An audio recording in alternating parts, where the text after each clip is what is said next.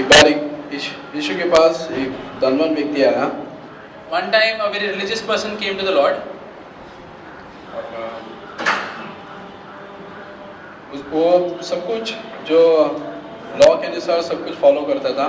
He was a follower of the law. Whatever was mentioned in the law, he was blameless by its account. और वो फिर भी यीशु के पास आया कि यीशु मसीह में क्या करो आनंद काल का जीवन पाने के लिए। But in spite of that, he came to the Lord Jesus asking, "What should I do to inherit eternal life?" और जीसस ने काफी सारा बात बताया, शायद हम सभी पढ़े रहेंगे। And we must have all read it, what the Lord Jesus told him. और उसके बाद हम देखते हैं कि फिर वो व्यक्ति यीशु मसीह ने कुछ बात बोला कि जितना तेरे पास जो कुछ भी धन है उस सब कुछ गरीबों में बांट दे। And the Lord Jesus told him that you have so much wealth, sell it all off, give it to the poor, and come and follow me. वो बाकी सारा चीज करता था, बट जो रियल जो धन से प्रेम करता था वो उसे छोड़ नहीं पाया, बट यीशु मसीह को छोड़ के चला गया। So he was following all these rules, but the real love of his life, his wealth, he was not willing to give it up, so he left the Lord and went away. और आगे हम देखते हैं कि यीशु मसीह कुछ बात बताता है। And we see ahead the Lord says something. Matthew chapter 19. Matthew chapter 19, Matthew chapter 19.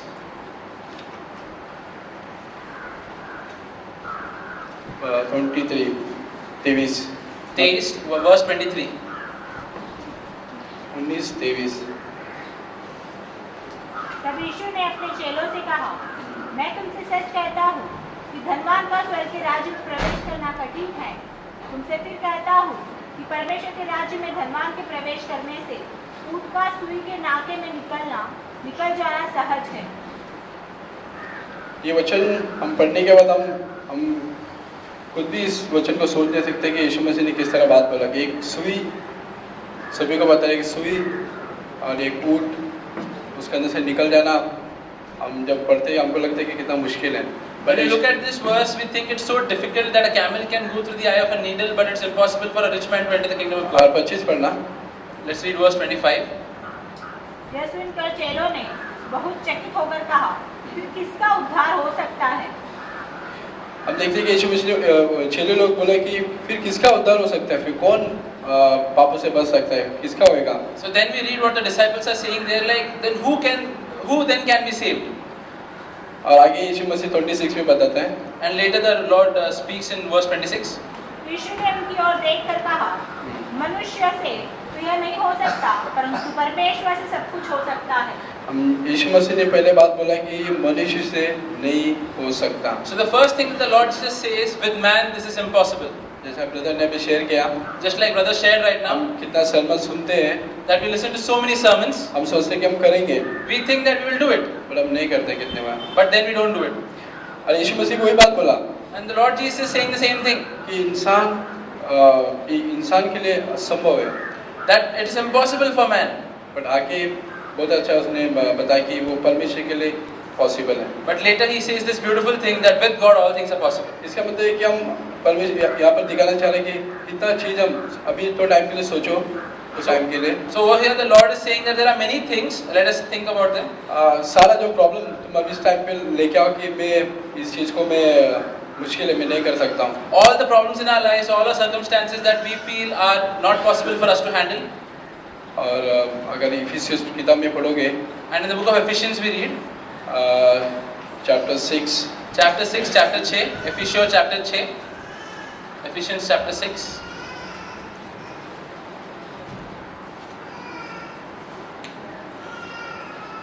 verse 12, वाक्य 12, verse 12. क्योंकि हमारा यह मल्लयुद्ध लहू और मांस से नहीं, परंतु प्रधानों से और अधिकारियों से और इस संसार के अंधकार के हाकिमों से और उस दुष्टता की आत्मिक सेनाओं से है जो आकाश में है। we are not fighting against people made of flesh and blood, but against the evil ruler and authority of the unseen world, against those mighty power of darkness who rule this world, and against wickedness spirit in the heavenly realms.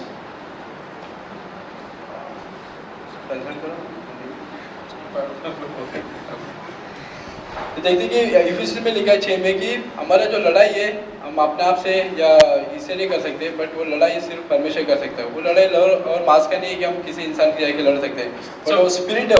So we read here that this spiritual battle is not something that we fight with flesh and blood, and therefore it is not something that we can fight on our own. It is only something that the Lord can fight on our behalf. इसीलिए यीशु मसीह ने बोला That's why the Lord Jesus said कि हमारे लिए, that for us, हर एक इंसान के लिए for every person, वो हमारा इससे हम इम्पॉसिबल है this thing is impossible. कि हम कुछ चीज़ हम पाप से या कुछ अपना सीक्रेट लाइफ, अब जैसे मैंने बोला कि अभी सोचो कुछ टाइम के लिए कुछ पाप हम स्ट्रगल करें कुछ से, बट हमको इम्पॉसिबल लग रहा हमको. So let us think about this as an example. Some secret sin, some secret struggle that we are struggling with. पर एक चीज़ का मैं गारंटी दे सकता हूँ, But one thing I can guarantee, जब तुम परमेश्वर पे डिपेंड होगे, that when you depend on the Lord, और जब यीशु मसीह ने बोला कि ये परमेश्वर के लिए असंभव है, and when the Lord Jesus said that this thing is possible for the Lord, उस वचन पे जरा ध्यान दो थोड़ा. so just focus on that verse for some time. परमेश्वर तेरे लिए संभव है ये, That for God this is possible. और हमारा प्रॉब्लम लेकर हम यीशु मसीह के पास जा सकते हैं. So we can go to the Lord with our problem. हो सकता है कि हम स्ट्रगल कर रहे हैं, कि हम लस्ट कर रहे हैं आंखों से. Could it be that we are struggling with lusting with the eyes? हो सकता है कि हम झूठ के बारे में अभी हम छुटकारा नहीं पा रहे हैं. Could it be that we are struggling with the telling of lies? हो सकता है कि हम अभी भी गुस्सा कर रहे हैं. Could it be that we are still struggling with anger? हो सकता है कि अभी भी हम इंटरनेट पोर्नोग्राफी देख रहे हैं Could be we are still watching pornography, और हमको इच्छा है कि छोड़ने के लिए, and we have this desire to give it up. और ये बहुत मुश्किल है. But it's very difficult. और ये सच बात है, क्योंकि यीशु ने बोला. And it's true because the Lord Jesus acknowledges it. But अब जब जैसे अभी हमने सुना कि हम दीन बन जाएंगे, लॉर्ड ये मैं नहीं कर सकता, प्लीज हेल्प मी, मुझे, और मैं सच कहता हूँ दीन नम्र बनकर जब परमेश्वर के सामने बोलेंगे, लॉर्ड मैं नहीं कर सकता हूँ, प्लीज मुझे हेल्प कर to overcome. But I tell you the truth, if we go to the Lord and say, Lord, I cannot overcome this, I've tried, I've failed, you help me, then the Lord will help us. और उस पर depend होना चाहिए. And if we depend on Him, जब temptation आएगा, when temptation strikes, और depend होने से क्या होता है, and what happens when we depend on Him? परमेश्वर तुमको स्ट्रेंथ देगा. The Lord Jesus gives us strength. आइज़ाया 40 पढ़ना. Isaiah 40, Isaiah 40, उसका 29, verse 29, 30, 31. 29 to 31. 29 से 32. वह थके हुए को बल देता है और शक्तिहीन को बहुत सामर्थ देता है. तरुण तो थकते और श्रमित हो जाते हैं और जवान ठोकर खाकर गिरते हैं, परंतु जो यहोवा की बाट जोते हैं वे नया बल प्राप्त करते जाएंगे. वे उकाबों के समान उड़ेंगे और दौड़ेंगे और श्रमित न होंगे, चलेंगे और थकित न होंगे. देखो यहाँ पर क्या लिखे कि हमको उस पर डिपेंड होना है पूरा 100% कम्प्लीटली. लॉर्ड मुझे स्ट्रेंथ दे ताकि मैं इस चीज़ से विजय पा सकूं. So it's written here that we have to completely depend on the Lord. Say, Lord, give me strength so that I can overcome this. But हम खुद पे डिपेंड रखेंगे, खुद पे ट्रस्ट करेंगे, But if we depend on our own selves and trust in our own selves, या खुद का ताकत पे on our own strength, sure 100% then surely हम पाप में गिर जाएंगे. you will fall into sin. इसलिए हमको परमेश्वर पे डिपेंड होना हमेशा, That's why we have to always depend on the Lord her time, every time, क्योंकि अपने आप से नहीं जी सकते. because we cannot live this life on our own. प्रतिदिन हमको परमेश्वर स्ट्रेंथ देगा So every day the Lord will give us strength ताकि हम उड़ सकें.